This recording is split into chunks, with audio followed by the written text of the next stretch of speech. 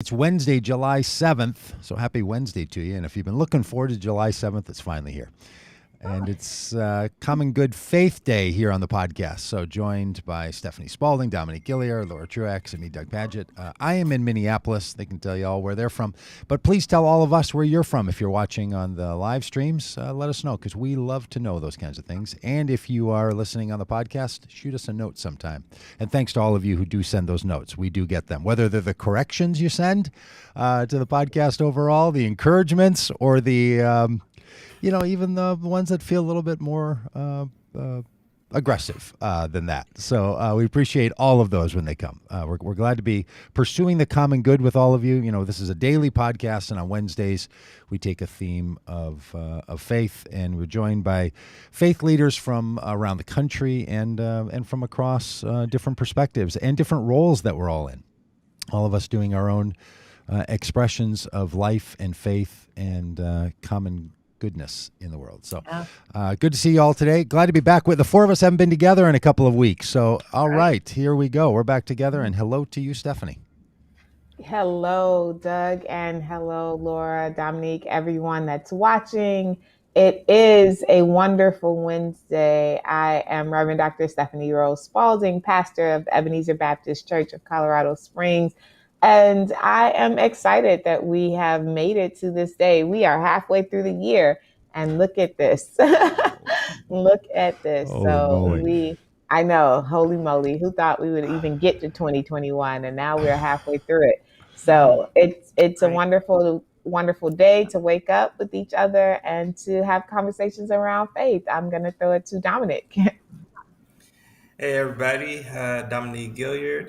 Excited to be here with you today. I am at an Airbnb in Savannah, Georgia, about to kind of take some time and some respite after getting through denominational annual meetings and a lot of the other jazz that has been 2021 so far. So excited to be here, excited for this conversation, and I'm going to kick it over to Laura to kind of frame what we're going to talk about today. Yeah, thanks, Dominique. Laura Truax here, coming from Chicago, Illinois, on a stunning day here in this beautiful city. I am the pastor at LaSalle Street Church, located on the near north side of Chicago, and Chicago just is shining in the summer. So if you're from around the country and you don't get up to this region, to the upper Midwest, because you're thinking, oh, it's so cold up here. Yeah, I get that. And it is cold up here about 4 months of the year. But on a day like this in July, it's popping. So welcome, everybody. Hey, we wanted to queue up kind of on the shadow of Independence Day, July 4th, that national shrine of a holiday that we have. We wanted to queue up the idea of storytelling, the story we tell about America, both just collectively, as a people group, but then also, individually, the stories we tell about America. We wanted to cue that up and think with you about how we can tell a better story, a bigger story. Getting at the heart of origin stories. We all have one, right?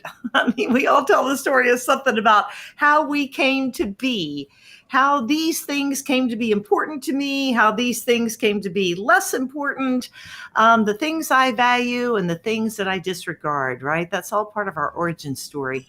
And at least at LaSalle on Sunday, and maybe for our listeners, maybe at their churches too, July 4th falling on a Sunday, it's only happened 34 times since 1776. How about it, right? Somebody went on Wikipedia, didn't they? Somebody nerded out. Googled. Yes, somebody nerded out. This girl. Oh. Because it's weird. I mean, I couldn't remember of another time, right, of when our day of worship also fell on July 4th. So 34 times, and I don't understand that. So maybe there's a listener out there who understands that whole process. Calendar math. Yeah, but calendar math. That's a good word for it. But I did.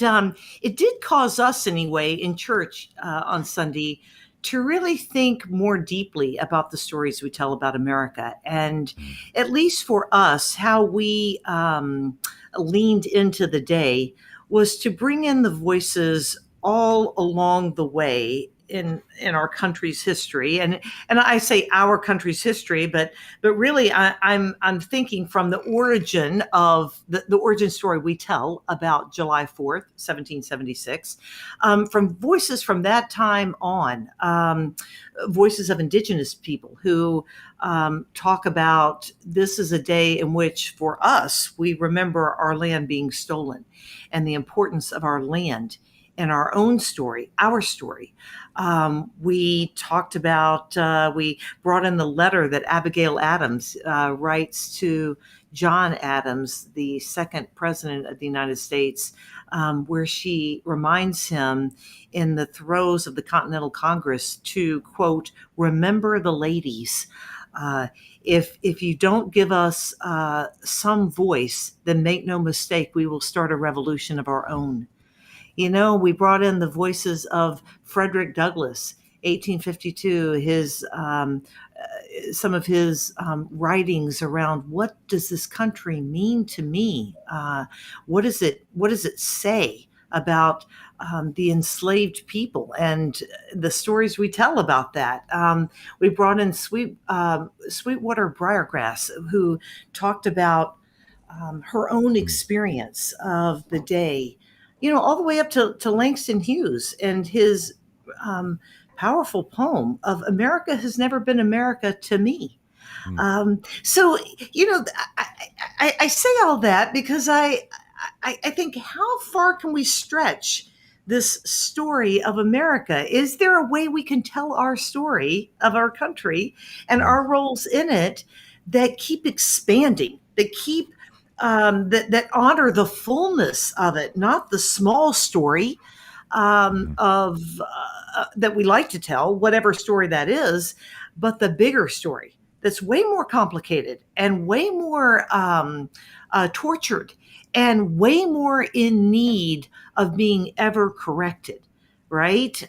Being ever changing, ever redemptive, ever repentant, that story. So I guess maybe I'll just stop there, huh? I mean, that's kind of the thing we want to orbit around today, is this big story of that we tell. Yeah, our big stories. Yeah, and it is a big one. You know, I was thinking when you started into this, like, what are the little pieces we tell about July 4th? And for whatever reason, I remembered that John Adams and Thomas Jefferson both died on July 4th, 1826, right? This like interesting little factoid. Yeah. That both of these guys, all those years later, within 5 hours of each other, living in different places, you know, it wasn't a suicide pact or anything, but they end up sort of dying this day. And that's this little factoid that sticks in my head.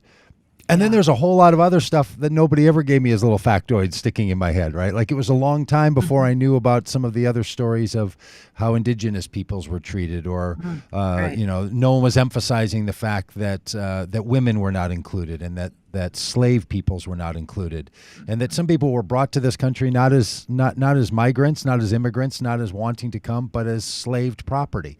So all of that, like why some pieces are included and why are other pieces not included, like that's the conundrum that, frankly, I realize because this week some of our family's around. It's my own birthday, and so my kids are in town, and our kids are now in adult age. And my son went, and who's 30, went and hung out with my sister, so his aunt, and then we had breakfast, my son and I, and he said, "Hey, when you and Dee Dee were kids, she said that you used to go work at this thing together with mom and dad, with your mom and dad, and clean this place." And I said, "Oh yeah, we totally did that. Did I never tell you about that?" He goes, "No, you never told me that." Right. And I was like, "Really? I feel like I told you that stuff all the time." It's like, I had no idea. I'd never heard it. And so somehow in this like microcosm of like him putting the pieces together and like this family puzzle, you just realize, man, we're all doing that at a lot of different levels, trying to hold the pieces together and what have we heard and what have we retold and not. And I felt a little bit of like, wow, what else have I forgotten to mention, about my own childhood that I feel like was so obvious. It's such a complicated conversation, right? Particularly for those who are, consciously and socially connected and aware. On the one hand, as an African American woman, there is the reality that independence and the language of independence, freedom, liberty is not something that is so easily applicable to the experience of being Black in America, right? So there's that, and the tension that it brings.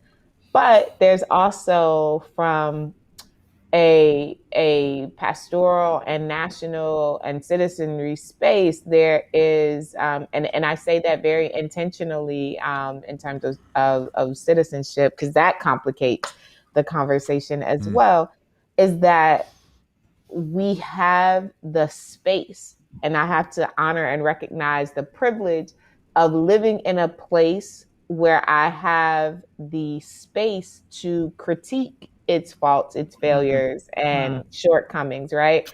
Right.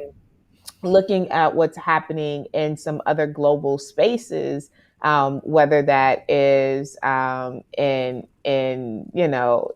East Asian countries, or South America, Middle East, or whatever, there is not the liberty, so to speak, to publicly speak out against the kind of government that is in power and in place.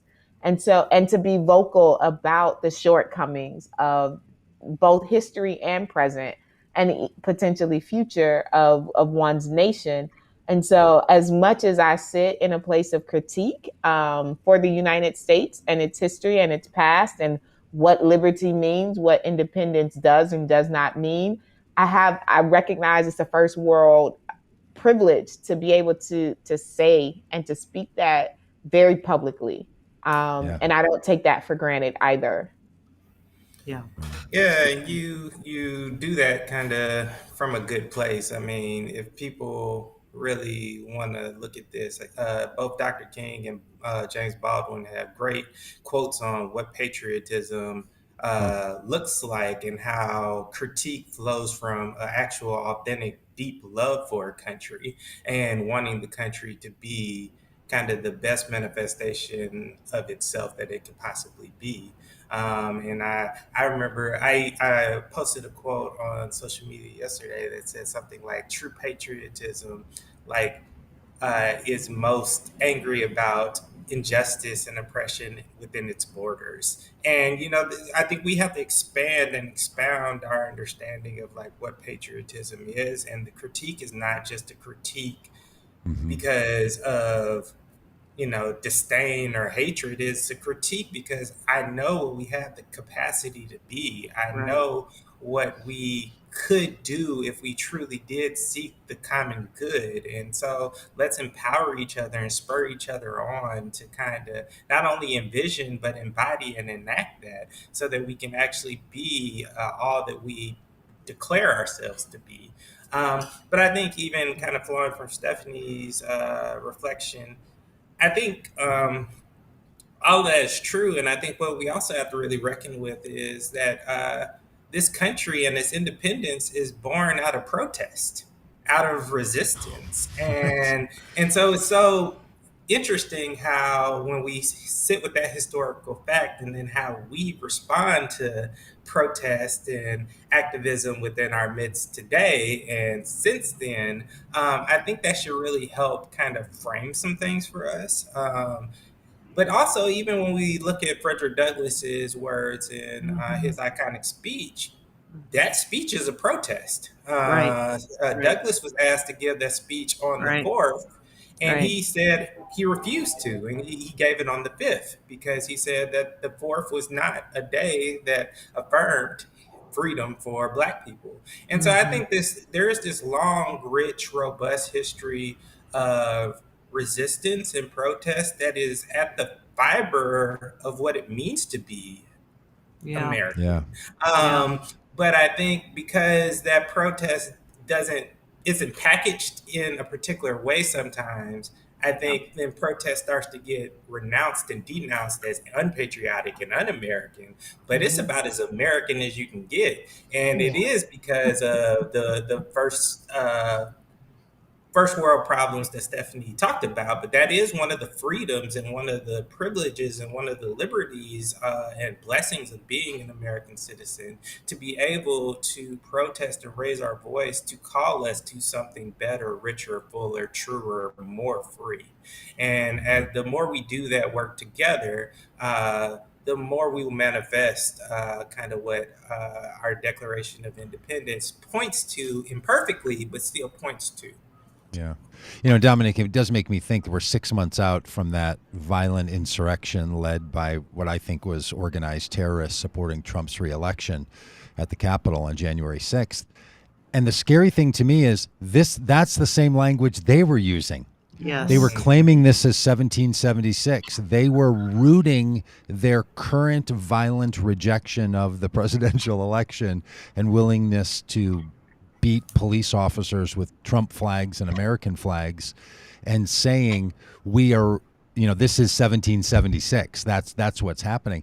So I think this country has always struggled with that, right? We've struggled with the narrative that we were born out of a bloody revolution against the then, recognized government of the United States in an armed insurrection against the government of England, and trying to not but we call I don't know, there was some point, I think this was a bigger conversation back around the Iraq war time, that like one person's freedom fighter is another person's insurrectionist and terrorist, right? Exactly. That question, and we haven't done a lot in our culture and society to recognize this, right? Like what do we do? And maybe this country was just born into all of that. And perhaps that's why we've maintained a story of violence and war, the necessity for violence and war ever since. I don't know. I find myself totally agreeing 100%, like protest and we the people and redressing our government and all the things that we do with the 4th of July and our freedoms. And that's first of all, the only thing I know and the thing I love. And then I'm like, but it's terrifying when other people take that and use it in a way that is going to be so violent and so dangerous. So I think that's the very point that I feel this like tension of because frankly in my Christian faith, I'm a pacifist in the Christian faith, and then I'm like, I don't even know how to roll that in, right? I just have, I don't even know. I just have to say, like, I don't know. It's a good thing I didn't live during those times, and I can live when like voting is the way that we're overcoming our governmental restrictions until these people came along and attacked our government. I agree. And, for somebody who's really a kind of Kingian pupil of protest and nonviolent civil disobedience, I think there are nuances for sure for how protests should look for the people of God. And so I think there was definitely that language articulated in association with January 6th, but there was not that spirit embodied. And I think for me, one of the reasons why it's so important for us as faith leaders to be out in protest is so that we can actually model what it looks like to be distinctively Christian in the midst of our public resistance to things that are thwarting the common good. And so, I think too often we become armchair theologians and critiquing what's going on out there from the comfort of our own home. But really what our faith should compel us to do is to be right there in the midst. And as we see kind of protests kind of getting derailed or sidetracked by other things, we can really kind of remind people of the core of why we're here and how we bear witness distinctively to who and whose we are through how we protest, the manner in which we do it. And so, everybody can come, land in different places with that in regards to, because I'm not the dictator in that regard. But for me, that's what informs my protest and my understanding of how kind of these things are informed by our faith and what does it look like for us to distinctively bear witness and not in just the midst of raising our moral voice. not just armchair theologians, we are also revisionist historians, right? And so to Come both on. Doug and Dominique's point, when we look at the insurrection of January 6th and we blanketly say like they didn't have the spirit of 1776, it's reductionist and in a lot of ways incorrect, right? Like that, like the way in which some of those insurrectionists saw what happened in 1776 and what they were doing is really at the heart and the root of what this nation is, right?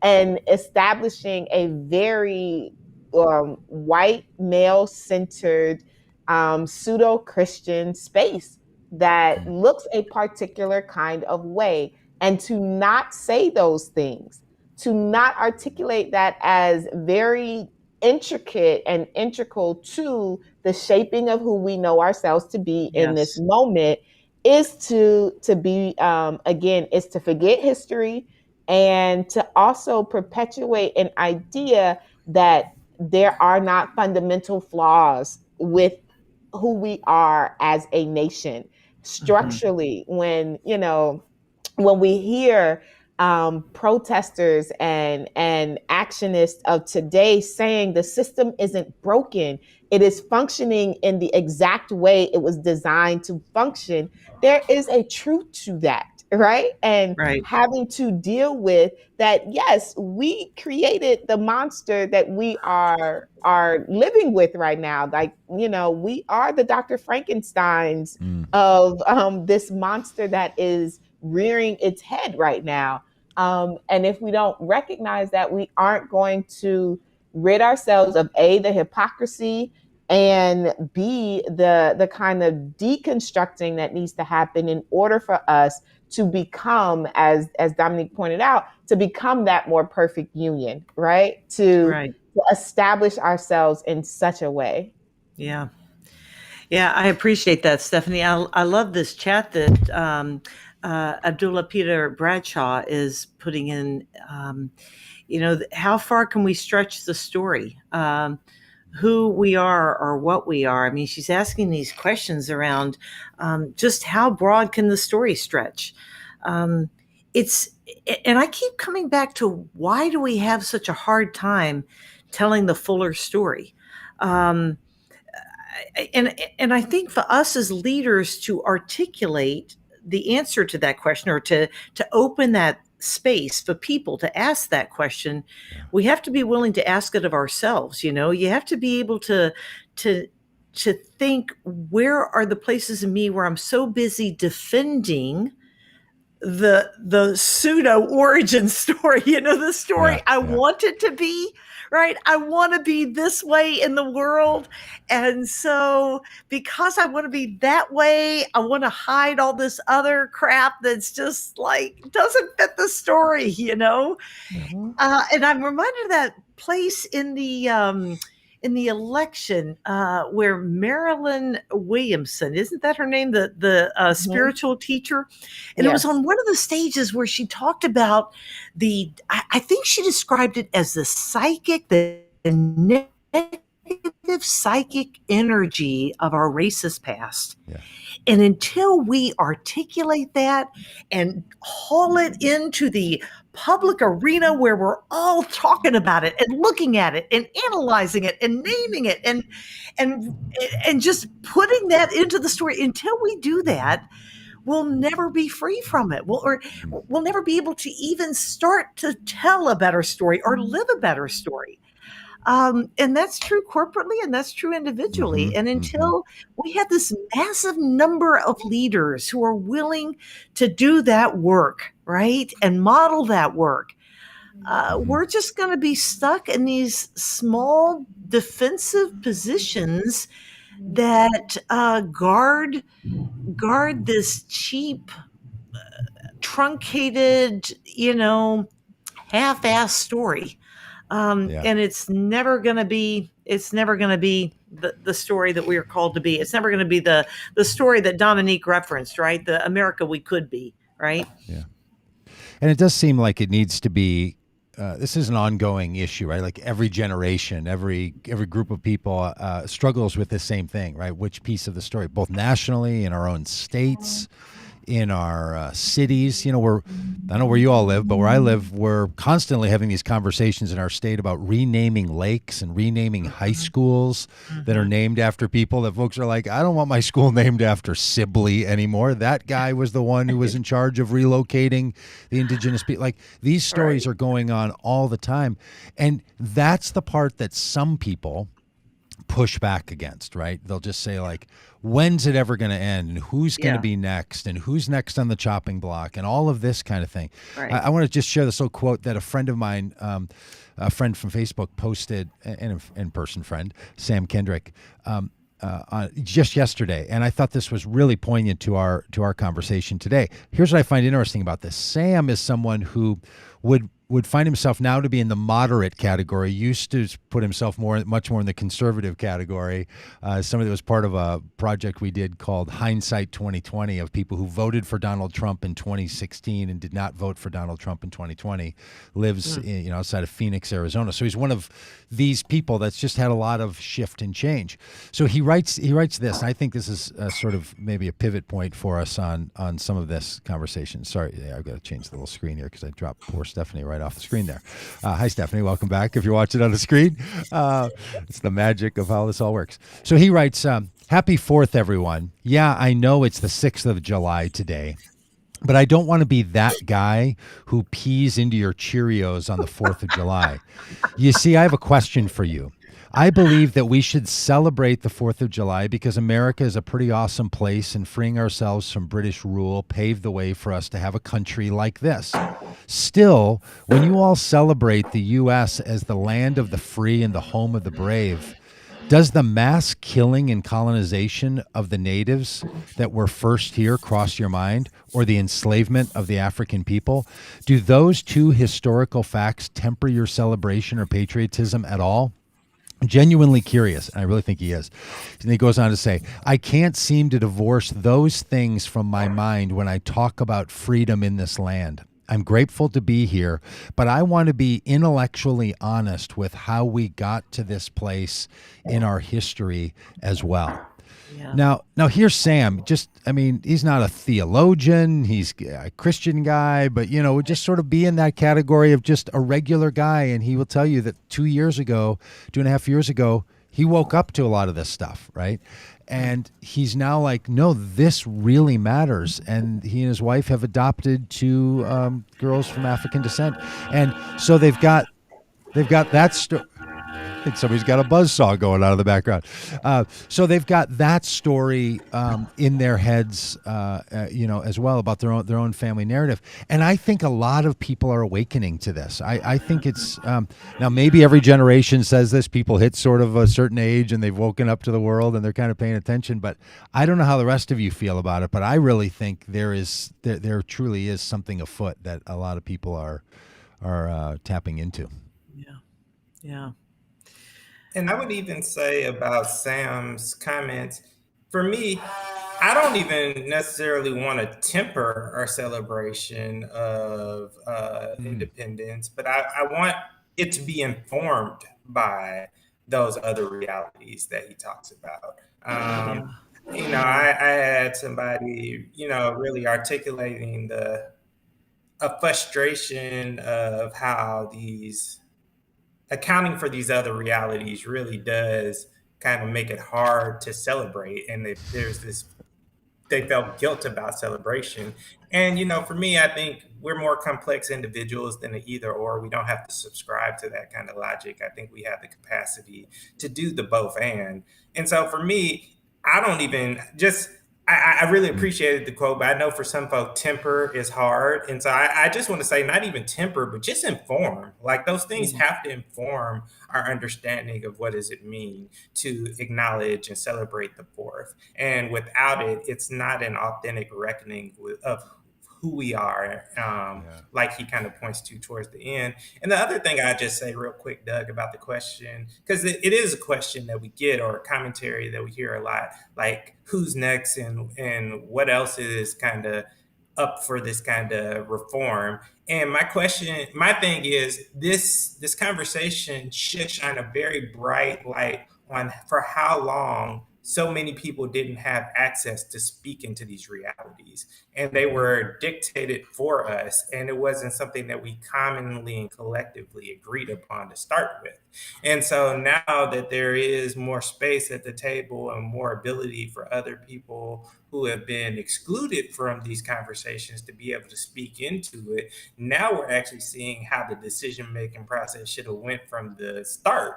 And so we're actually making up ground in these conversations. And I think instead of folks feeling like we're like throwing away history, we are actually being invited into a co-curation and a real democratic process of what it means to actually declare what things are and who should be revered and honored and acknowledged for the lives that they lived and the legacy and integrity in which they embodied. Yeah. Dominique, I so agree with that. I feel like if we could have a conversation, and Mike Dufresne in our chat here is talking about, we need this larger conversation on fact checking our collective stories. But even beyond that, I think we just need to have a conversation about how big the story is. I mean, I've mentioned this book before by this Harvard historian, Jill Lepore. These Truths, the story of America. It's a tome. It's like 750 pages. But her central theme of the book is that the messy story, the story that is these lovers' quarrels. I mean, that's William Sloane Coffin's phrase, when he critiques America. It's a lover's quarrel he is having. I am in this relationship. I am American. But I've got a lot of bones to pick. I've got a lot of things that need to be said, and so do you. And that somehow a nation that's telling that larger story, the complicated story, the story of of what we've done awful, and the struggle to always be better, and the struggle to repent collectively, collective repentance, and a collective vision for a bigger and better place for all. That is, God, that's such an inspiring story, isn't it? I feel like there's a path for leaders to tell that story. I think a lot of people, like the guy, Sam. Sam wants to be telling that story. Yeah. God bless him. He's looking for, is there anyone who can tell this story with me? Yeah. Is there anyone who will come alongside me and teach me and help me like find my story in that bigger place? That requires a lot out of all of us. But boy, that's the only story worth telling. And it's the path to accountability, right? That I agree. Let's think about the complexity and the fullness of what we are saying, what we are telling, what we are iterating, and even what we celebrate. But then also put hand to plow and do the work that is necessary to be conciliatory, to recognize again that even these centuries later, post 1776, that there is still not independence for communities of people that occupy this space, right? That there is still not justice and liberty for all, that the Star-Spangled Banner doesn't have the same resonance for everyone that is present. And we have to continue in that space of protest, in that space of self-correcting, to get us to a place that is truly worth celebrating in this quote unquote experiment of democracy. Yeah, right. Yeah, that is really important. And, the Christian tradition is one that's supposed to help you with that, right? Like the Christian tradition is supposed to prod people to caring about not only what they've done in the past that has been harmful and they live with regret. But what they're currently doing now, right? This is part of the thing that you're called to is what's the lived reality.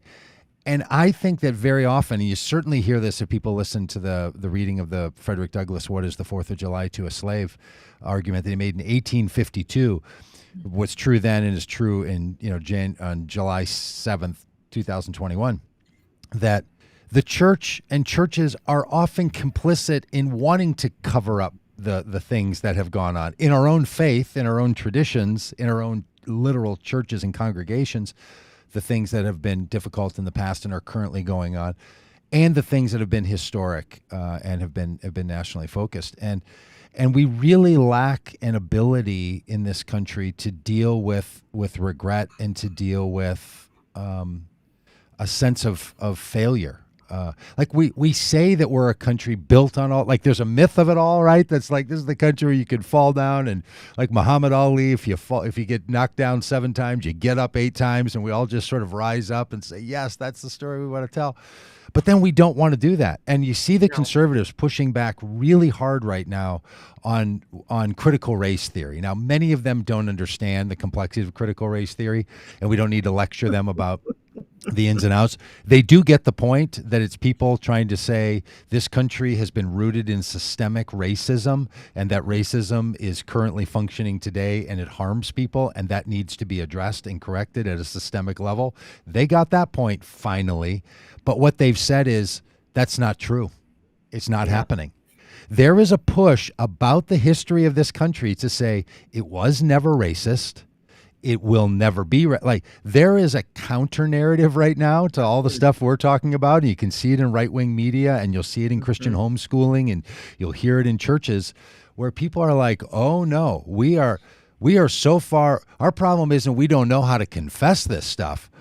The issue is some people are lying to us. They're trying to recast our history in a way that's not true. Like these are the good old days is not like a memory trick to some people, and it's got a serious amount of cultural support. The good old days is the way you tell history. It's not just the trick that you use. And I think that's what we're facing now. I think we've always faced it. I don't think it's any different, but I do think it's out front and it's part of the public discourse in a way now that is really different than the way that it ever has been. I think we're in a more structured argument about the history of this country, of our own faith, than we ever have. That people are arguing that the things that we all take for granted about our history were not actually true, or if they were exceptional and they were dealt with, and that's a sign that we're all that much better. Yeah. And I will say, go ahead, Dominique. Yeah. I'll just say part of it comes down to the classic conversation about intentions versus impact.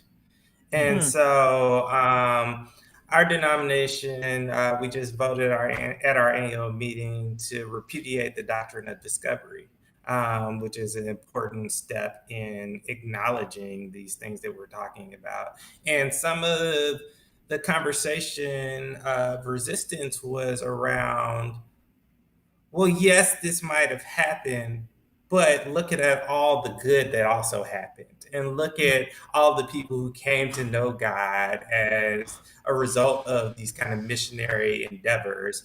And so, again, this inability to live in the complexity that there is both good and bad.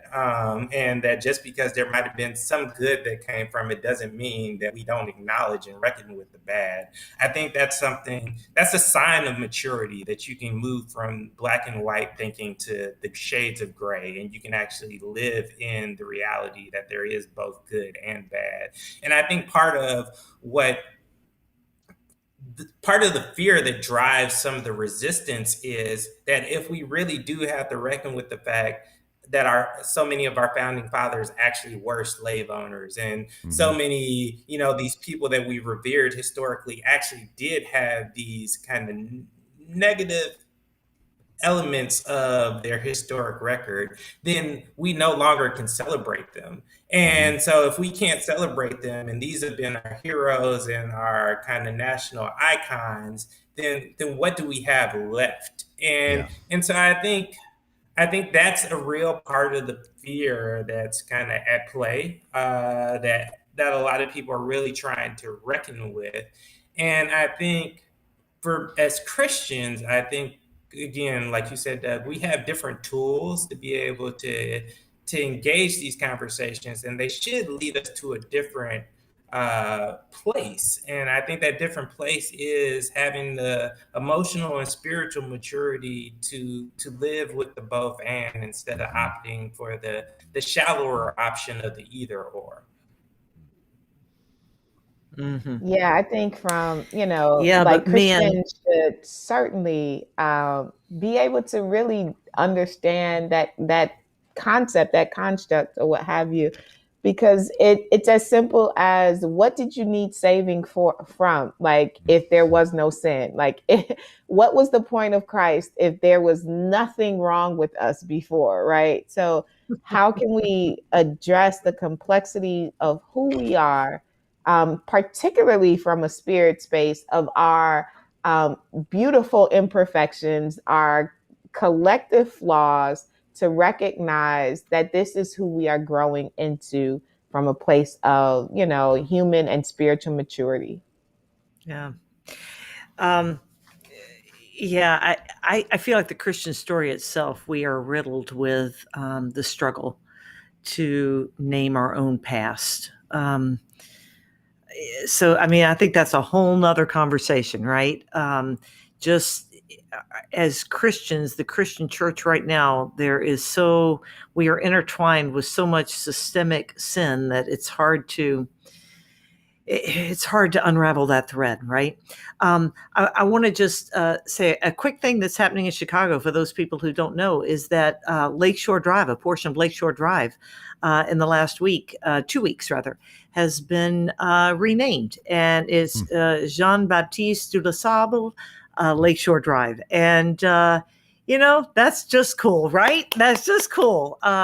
It took a lot, but going back to, I think, what we've said earlier in this podcast, there is something shifting. There's some kind of consciousness that's in motion right now. And I've lived in Chicago for 28 years, and that conversation never really saw the light until this year. It never really got a good hearing until this year, and it passed.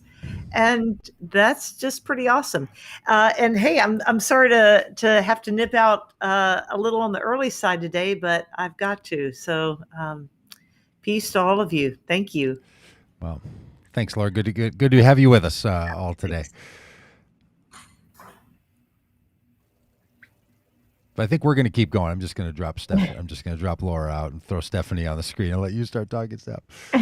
Absolutely. And I do think that there is a conscientious shift to begin, for a lot of people who were not having these conversations before. Like you said, your friend Sam, there are so many like him who are looking at what is happening in our nation right now, particularly post-Trump and post this insurrection on the 6th, who are really willing to open their hearts and minds to the possibility of this conversation. And leaning into that, again, is going to, as some have said, move us to a place that we have not been before, but can help us get to where we articulate we want to be, where we envision ourselves going. So hopefully we are resistant and resilient enough to keep leaning into that.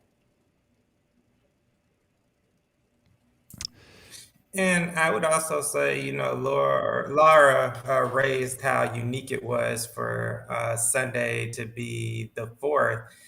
I think is really prophetic in the year that we have the attempted right. Capitol insurrection, that where Christian nationalism nose. is the driving force of that. For the 4th to actually come on a Sunday, it was an opportunity for us as the church to acknowledge the ways in which we have muddied the waters of nationalism and Christianity, really articulating a faith in too many instances where being a good citizen and being a Christian are synonymous, and really to reckon with the ways in which we have not been clear about the distinctions between what does it mean to faithfully follow Jesus and to pledge our allegiance to a flag. Like there are definitive distinctions that exist, and we have not been consistent and concise enough about what those distinctions are. Yeah. And I saw Sunday as an opportunity for us to be confessional about that, for us to acknowledge that, and to really start to do the work of reformation in repentant spirit, to really be more Christocentric and clear about what it means to be commissioned to be an ambassador of reconciliation Yeah. of the gospel of Jesus Christ, as opposed to some of what we saw articulated and celebrated on at the Capitol. Yeah, I think about how when people are dealing with grief, and if you go to a grief counselor, they remind you that there are these phases, or sometimes referred to as stages of grief, right? That you sort of are in shock, and then you start to bargain, and then you deny that it ever happened, and you finally reach a point of anger, and then some acceptance, and you swirl around those until you finally end up more often on the acceptance phase than you do inside of the others. And it's super helpful for people who are going through grief to realize what's happening. I wonder if we don't need something like that for people as they wake up, right? As they sort of reach their awokenness around issues like this, to help people realize, oh yeah, like at some point, Dominique, I'm thinking of your comments earlier, which I thought were so helpful, to say like, well, maybe tempering isn't quite the right phrase you need to get. That's something that feels sort of right at the beginning. And just the fact that we don't really have a process for people as they come to deal with the realization that things they've been told just aren't so, or what they've been told isn't enough of the story. We don't really have that built into our society. We're really not very good at that. And it seems like that might be the kind of thing that people in spiritual places of our society could be developing for us as a collective resource for the broader community, just to know the human practice of recognizing, oh, wow, I'm now awakening to things I didn't have the opportunity or didn't take the opportunity to know before. And what do I do with that? Because we've all worked with people who've gone through this, and man, there's a pretty predictable pattern, right? I don't know if either of you could talk about that, and people you're working with in your own life who are starting to waken up to these issues, and they're saying like, oh my, you can watch the pattern repeat of how people are feeling, what they're doing, how they're acting. And when I was a youth speaker back, I'm thinking 20 years ago, 25, 30 years ago at youth camp, you give kids a great week at camp and a great spiritual experience. Then you're like, okay, I'm going to tell you what's going to happen when you go home. Here's what's going to happen, right? Like, you're going to miss these people, and you're going to have these feelings, and all this stuff is going to happen. Look, we're pretty good at that in some arenas, but we're really not very good at that in the general sense of how people come to realize the kinds of regrets or the kind of awakening that they have found about themselves. Because you don't want people coming home like that sophomore in college that tells their parents, hey, I just learned a bunch of stuff in college that you never told me, so you apparently don't know this, and yada, yada, yada. And it's that difficult sophomore year, after sophomore year for college students when they go home and tell their families off. Like, that's not the story we want. Yeah, I've had plenty of those sophomores come through my class. But I mean, again, I encourage it because it's a good there stage. are a lot of things that their parents didn't tell them, and their parents didn't tell them because they don't know. I think that's the other push when we think about the stories that we tell. To go back to one of the earlier comments in the chat, it not just around fact checking, but ignorance being intentionally part of a national agenda to dumb down Americans. And we're seeing this play out again with this assault on critical race theory where, folks don't even know what critical race theory is and what it does. And they perceive that they could even ban it. Like, you can't ban, yeah. But this anti-intellectualism is very much a part of how we get to this place of not knowing. And it's an agenda item. It is a political social agenda item that has been in play in the United States since the Cold War. So we are really fighting against this not knowing, right? Not ignorance in a denigrative sense, but this really truly not knowing, because we have generations of people who just don't have, this information at their fingertips, or at the base of their knowledge. Yeah, not to jump into a hardcore Trump rant, which I could do at pretty much any point. But just on Saturday, he was at a rally and he brought up this fact that his business is being prosecuted for tax crimes. And what he said there was, these people didn't pay taxes on a car or an apartment or tuition for their grandkids. Like, who even knows that that's the law? How would you even know that that's what you're supposed to do?